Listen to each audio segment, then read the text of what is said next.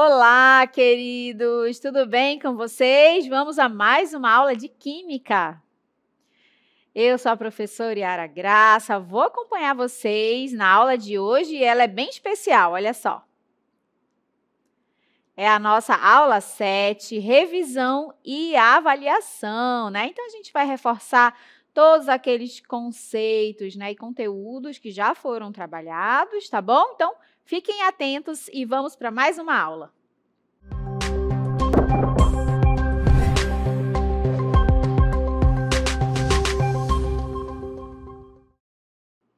Olá, queridos! E aí, prontos para mais uma revisão? Então, a gente vai reforçar conceitos que foram trabalhados, conceitos importantes, principalmente dentro, né, daquela ideia da radioatividade, né, e também, né, da questão da agitação molecular, tá bom? Então, vamos iniciar aí a nossa revisão falando um pouquinho reforçando um pouquinho sobre esses conceitos de radiação ionizante e não ionizante, né? E aí a gente tem que a partir do ultravioleta, essa radiação eletromagnética passa a ser ionizante. E aí a gente tem um esqueminha, né, que eu trouxe para vocês, que a gente consegue aí diferenciar bem, né, o que seria a não ionizante, ou seja, aquela que não apresenta tanto perigo assim para a gente, né, e a gente pode observar que essa é uma escala de frequência, né, então à medida que a gente tem aqui essa energia mais baixa, né, a gente tem uma baixa frequência desse comprimento de onda, né? E aí, por exemplo, nós temos, né, ali sendo representadas a televisão, né, como sendo essa onda, né, que é segura para a gente, máquinas fotográficas, né, os celulares a gente tem ali também. Aí, por volta ali do meio, onde já está escrito um pouco de perigo, né, ainda dentro do conceito das não ionizantes, nós já temos aí uma média frequência, né, e já começa a entrar no conceito de infravermelho. E aí a gente já começa a observar alguns perigos.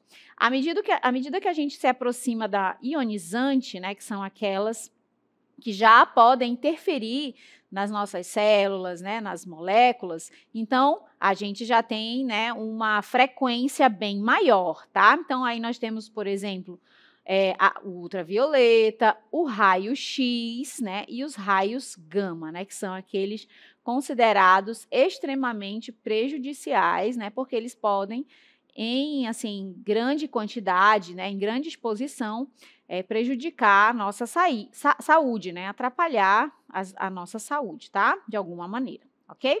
Continuando, aí nós falamos um pouquinho das radiações ionizantes, como é o caso, né, da alfa, e a gente vai ver já o exemplo, tá, que eu quero apresentar para vocês, né, e aí nós temos um núcleo bem grande, tá, representado aqui, por exemplo, pelo AM, que é o americium, né, e o que seria essa emissão alfa, tá, gente? Então, o alfa é representado aí pelo símbolo, né, propriamente, né, do alfa, e o número 2 embaixo, e o número 4 em cima, indicando o 2, né, esse número de prótons, carga positiva, e o 4, né, esse número acima, o número de massa, tá? O alfa também pode ser representado como hélio, porque ele tem a mesma configuração, né? São 2 de número atômico e 4 de número de massa. Então, toda vez que um átomo grande, como é o caso do americium, 95, número atômico, e 241, o número de massa, ele emite uma radiação alfa, né? Ele vai se transformar em outro elemento. Percebam que de 95 ele passa a ser agora 93. Estão vendo ali no Neptúnio, NeP, né? Então ele era 95, agora ele, né, perde esses 2 e passa a ser 93. Já no caso do númerozinho de cima, que é o número de massa, que antes era 241, o que vai acontecer? A gente vai reduzir de 4, tá? Então, era 241, agora é 237, tá bom? Então, a partir dessa emissão alfa, o americium se transforma em outro elemento, né? Então, quer dizer que toda vez que a gente tem a emissão aí de uma partícula alfa, né, de uma radiação alfa sendo liberada, emitida, com certeza aquele átomo vai se transformar em outro átomo, tá? Então, o americium se transformando aí no Neptúnio. O mesmo a gente vai observar para a beta, tá?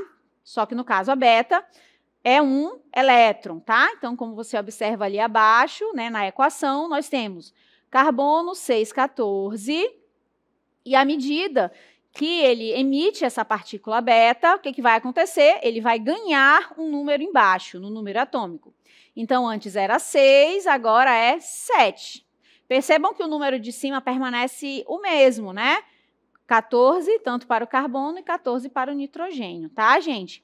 Essa numeração é importante a gente relembrar, né? Porque isso é um reforço. Lá embaixo é sempre o número atômico, tá? Que indica para a gente a quantidade de partículas positivas, de prótons. Então, esse número 6 é a quantidade de prótons que tem esse átomo de carbono. Esse número 7, que está ali embaixo, é a quantidade de prótons que tem o nitrogênio, tá? E o númerozinho de cima, que aparece em cima, né, desse símbolo, desse elemento, indica a massa. O que é a massa? É tudo que tem dentro do núcleo. Lembrando que o núcleo é próton e nêutron, tá? Então, é o somatório dos prótons e dos nêutrons. No caso do carbono e do nitrogênio, eles têm o mesmo número de massa, ou seja, eles são considerados isóbaros, né? Tem o mesmo número de massa e diferentes números atômicos. Tá bom? Então, toda vez que emite uma radiação beta, o que acontece? Vai acrescentar, né, uma partícula positiva a esse átomo. Então, deixou de ser o carbono 6, agora é o nitrogênio 7, tá? Então, cuidado lá na hora de observar o tipo de emissão que está acontecendo. Se for o alfa, já sabe, soma embaixo 2, né? Subtrai embaixo 2, subtrai em cima 4, tá? Então, sempre 2 e 4, não esqueçam. 2 embaixo, número de prótons, 4 em cima, número de massa. Se for uma partícula beta, né, o que vai acontecer? Aí sim você vai somar umzinho só, um número a mais ali no número atômico, ou seja, naquele número que aparece embaixo do símbolo, tá bom? Bom, agora a gente vai falar daquelas radiações que são mais perigosas para a gente, né, que a gente acaba chamando de onda eletromagnética, tá? Então, ao contrário das radiações alfa e beta, que são constituídas por partículas, a radiação gama, ela é formada por onda eletromagnética e elas são sempre emitidas pelos núcleos instáveis logo em seguida após uma emissão alfa ou beta, tá? Então, toda vez que ocorrer ali uma emissão alfa, 2 e 4, vou sempre ficar repetindo esse número para a gente não esquecer, né? Então, toda vez que aconteceu uma emissão alfa, né, vai subtrair 2 e subtrair 4 em cima, vai, além de ter o alfa, também vai ter a gama presente ali, porque ela está junto, vamos dizer assim, né? Então, à medida que essa partícula alfa é liberada, essa onda eletromagnética também vai junto, né? Vai também ser liberada, porque é a energia, né, para que esse processo aconteça. A mesma coisa para beta. Então, à medida que um átomo emite radiação beta, ele também junto vai, né, emitir essa onda eletromagnética, que é o gama, tá? Lembrando que o beta é o -1, né? Não esqueçam, aquele númerozinho -1 indica que a gente vai somar, vai acrescentar um positivo a esse número atômico, tá? Agora a gente vai falar de poder de penetração. E aí a gente vai entender que a alfa e beta e gama têm poder aí de penetração diferente justamente por conta do tamanho e da energia que eles têm, tá? E aí eu quero que vocês observem a imagem para a gente entender melhor cada um deles. Olha só, o alfa, que é o de cima ali, você consegue observar que são 4 bolinhas, né? O que são essas 4 bolinhas? São exatamente os dois prótons e os 2 nêutrons, tá? E aí, né, vou falar assim, a grosso modo, é como se ela fosse mais robusta, né, mais cheinha. Então, a partícula alfa, ela não vai ultrapassar qualquer barreira, ela não tem essa capacidade justamente porque ela é mais robusta, né? Por esse motivo, ela acaba, quando encontra ali o papel, né, que é um material, assim, vamos dizer, fininho, a gente observa que é fininho, a gente acredita que essa partícula vai passar, mas mesmo no papel, a partícula alfa já esbarra, né? Então, esbarra no papel e já é suficiente ela não tem esse poder de penetração. Já a beta, como ela só é o elétronzinho, né, sendo representado, então a beta, ela já consegue, né, ela é menorzinha, vamos dizer assim, então ela já consegue ultrapassar outras barreiras, tá? Por conta do seu tamanho e energia. Então a beta já ultrapassa o papel, né, o plástico, e já consegue esbarrar ali na nossa pele, no tecido, por exemplo, da nossa roupa, a beta já ia esbarrar, né? Já não conseguiria mais ultrapassar, tá bom? E aí a mais poderosa de todas, que é a radiação gama, que, lembre-se que eu falei, ela sempre vem junto da alfa e da beta. Então, se emitir uma alfa, a alfa vai parar no papel, ótimo, mas a gama não, a gama vai passar direto, né? A gama é aquela onda eletromagnética que atravessa, por exemplo, a nossa pele. E aí, quando esse tipo de onda eletromagnética, né, costuma ultrapassar, atravessar a nossa pele, ela pode aí interferir, modificar, né, destruir as nossas células, por exemplo. Então, por isso que ela é tão perigosa, tá? Por isso que não pode entrar em contato com esse tipo de material. O ideal é evitar, né? Então, a gama, por exemplo, já consegue ultrapassar a nossa pele, até o aço ela já consegue ultrapassar e, dependendo da espessura de chumbo, né, também ela consegue ultrapassar, tá bom? Então, olha aí, ela é mais perigosa, né, dessas radiações naturais. Ela não é, como eu já falei, uma partícula, é uma onda, por isso que ela não sofre interferência dos elétrons e dos prótons dos átomos do material. Então, ela pode ultrapassar até 15 centímetros de aço, né, e é detida apenas por placas mais grossas de chumbo, né? Ela pode atravessar totalmente o nosso corpo, né, e, como eu já comentei, pode causar danos irreparáveis para a nossa estrutura. Bom, aí, continuando a falar, né, dos tipos de radiação ionizante, no caso da radiação X, ou dos raios X, né, que a gente conhece mais dessa forma, ela é uma radiação eletromagnética que é produzida nos aparelhos de raio-x, né, com certeza. Muitos aí de vocês conhecem esse equipamento ou até já fizeram, né, algum exame que envolva aí esse aparelho de raio-x e que detecção é essa, né, que o raio-x faz? Ele consegue ultrapassar, né, penetrar na nossa pele e chegar até o nosso osso, né? Então, o raio-x, ele mostra pra gente como que tá lá o osso, se está quebrado ou não, tá bom? Então, esse é o exame de raio-x e ele tem essa capacidade de penetração da pele para chegar até lá os ossos, né?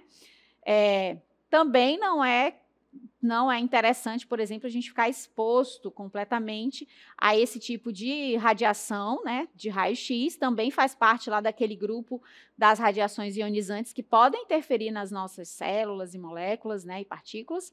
Então, por isso, por exemplo, que as pessoas que trabalham assim com raio-x, elas têm um período de vida de trabalho, vida útil de trabalho menor, né? Mais uma jornada de trabalho reduzida. Então, é bem diferente assim a jornada de trabalho, por exemplo, quem trabalha com esse tipo de exames, tá? E, né, ela tem uma alta capacidade de penetração no nosso corpo. Aí a gente agora vai falar dos raios gama. Né, é uma radiação eletromagnética de maior frequência, de todas elas naquela escala que eu mostrei para vocês lá no início da aula. Ela é que está lá na pontinha, é a mais poderosa. É emitida por radioisótopos, ou seja, né, que tem o mesmo número atômico, e também por reatores nucleares. Extremamente penetrante, é capaz de atravessar alguns centímetros, como eu já falei, do chumbo e do concreto. Agora, os nêutrons, né, que são partículas que não apresentam carga elétrica, e que, de acordo com a sua velocidade, eles podem danificar também as células. São geralmente obtidos em reatores nucleares e também em aceleradores de partículas. Então, é mais difícil, por exemplo, a gente ter contato com esse tipo de material do que o raio-x, que faz parte de exames, né? Partículas beta, né, outro tipo. Isso, né? São elétrons livres, emitidos em alta velocidade. Esse tipo de radiação ele não é capaz de atravessar longas distâncias, como eu comentei com vocês, e é facilmente parado, né, absorvido aqui na roupa, né? Então, já no caso, a roupa já impede que essa partícula penetre na nossa pele. mas ele pode, por exemplo, causar mutações nas nossas células se entrar em contato com o nosso corpo, né? Temos ainda o ultravioleta, que é a radiação de menor frequência e capaz de ionizar os átomos. Esse tipo de radiação, por exemplo, é aquela, né, que a gente recebe da luz solar. Então, mesmo ela sendo não é tão alta quanto a gama, mas ela também tem um poder, né, importante aí de causar lesões ao nosso organismo, como é o caso do câncer de pele, né? Então, a partir dessa radiação, né, dependendo aí dessa quantidade, né, de radiação que você absorve ali durante anos e anos e anos, né, essas mutações podem acontecer e aí o câncer de pele, por exemplo, pode surgir a partir dessa exposição sem proteção, né, sem nenhuma proteção. Por isso que é tão interessante e tão importante a gente, né, utilizar, por exemplo, protetores, né, sejam eles químicos ou físicos, né, então a gente pode se proteger, ainda mais aqui na nossa região, com esse calor, né, com esse sol, essa emissão UVA, UVB, né, que a gente acaba recebendo diariamente. A gente precisa pensar um pouquinho nessa proteção, tá? Então, ela pode ser física, né, como é o caso de uma camisa, um boné, né, o óculos, ou ela pode ser aí química também, como é o caso dos protetores solares, né, que estão no mercado. Hoje a gente tem protetores solares de vários tipos, de vários preços, né? Então a gente pode aí pensar um pouquinho nessa proteção para que, né, a gente não seja acometido de uma doença que é grave, né? Dependendo do tipo aí de câncer de pele, a gente acaba desenvolvendo uma doença que é perigosíssima, tá, gente? Então é um caso a se pensar sobre essa proteção. E aí, né, para a gente ir finalizando aqui esse momento da aula, dessa parte, né, da revisão, falar um pouquinho sobre essa radiação solar e a nossa saúde, porque a gente acaba falando, né, da radiação UVA, UVB, e aí a gente pensa logo sempre nas coisas ruins, né? Pensa no câncer de pele, ou alguma manchinha que pode aparecer por conta do sol, a questão do envelhecimento, que a radiação também acaba trazendo para a nossa pele, né, um envelhecimento precoce, mas a gente tem que entender também que a exposição solar é importante, né? Ela também tem benefícios para a nossa saúde, como é o caso, olha, de melhoria da qualidade do sono, né, redução do estresse, manter os ossos fortes devido à vitamina D, né, que acaba sendo sintetizada a partir ali do sol, né, dessa energia solar, ajuda na perda de peso, melhora o sistema imune. Então, a gente também ficar exposto ao sol numa determinada faixa de horário, por um determinado tempo, é importante, né, porque ajuda a gente em vários fatores, em vários setores da nossa saúde, tá? E aí, para a gente finalizar esse momento aqui da aula, reforçar a questão do grau de agitação, né, que cada corpo tem ali, né, é formado por partículas e essas partículas estão sempre em movimento, né? Então é a temperatura que vai fazer com que esse processo de agitação dessas partículas, né, fique diferente, né? Então é essa temperatura que vai interferir, né, fazendo com que a gente tenha um grau de agitação maior ou um grau de agitação menor nessas partículas, tá bom? Então, esse processo aí vai ajudar a gente a entender, por exemplo, as mudanças de estado físico, né? Vai ajudar a gente a entender o ciclo da água e outros eventos que a gente pode relacionar com essa questão, né, da temperatura com o grau de agitação das partículas. Tá bom, gente? Então, por aqui eu finalizo esse momento de revisão, né, em que a gente reforçou sobre as radiações, né, os tipos de radiação, alfa, beta, gama, né? Apresentei para vocês também outras formas de radiação ionizante que são importantes, como é o caso da ultravioleta e do raio-x. Então, é interessante a gente saber essa diferença entre elas, mas não esqueçam, né? A alfa é o 2 embaixo e o 4 em cima, né? O 2 de número atômico e o 4 de número de massa. E o beta é -1, né? Então, um elétronzinho ali na hora da liberação. E o gama está sempre presente, né? Então, emitiu alfa ou emitiu beta, o gama vai estar juntinho lá, né, nessa emissão. Lembrando que o gama não é partícula, né? É uma onda eletromagnética, é a energia, tá bom? Então, por aqui, gente, eu finalizo esse momento de revisão. Espero que vocês tenham gostado. Até uma próxima oportunidade. Tchau, tchau.